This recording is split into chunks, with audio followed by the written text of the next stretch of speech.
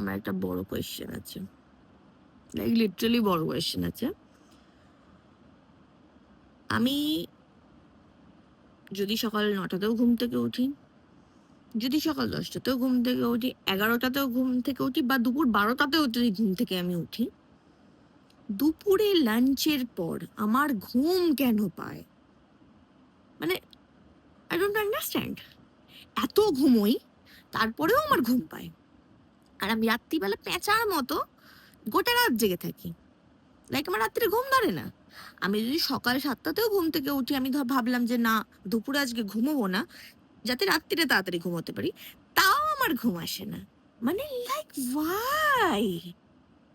Y? মানে দুপুরের ঘুমটা ইজ দ্য ওয়ার্স্ট। মানে আর ঘুমানো ওয়ার্স ইন দ্য সেন্স কি, আমি যদি ঘুমিয়ে একবার পড়ি, মানে একটু ভাবলাম হয়তো রেস্ট নেব, যে একটু শুই, খেয়ে দিয়ে উঠেছি, তারপর উঠে হয়তো কোনো কাজ নিয়ে বসবো বা কোথাও বেরোনোর আছে, হোয়াট এভার। কোথাও বেরোনোর থাকলে ঠিক আছে, বেরোতে হবে, একটা চাপ থাকে। কিন্তু যদি কোনো কোথাও বেরোনোর না থাকে, ভাববো যে উঠে কিছু কাজ করব বা কিছু কাজের ব্যাপার আছে, বা কোনো আমার পেন্টিং এর কাজ করবো, ভ্লগের কিছু করবো, ভিডিও এডিটিং করবো, হোয়াট এভার ইট ইজ, আমার এমন ঘুম পায়, এমন ঘুম পায় যে আমি মরার মতো ঘুমিয়ে পড়ি আর সন্ধ্যাবেলা ঘুম থেকে উঠি। আর মানে আর আমার বাড়িতে এমনই হচ্ছে যে কেউ আমাকে ডাকে না। আমার বলে, বলে মুখ ব্যথা হয়ে যায় যে আমাকে প্লিজ ডেকে দেবে।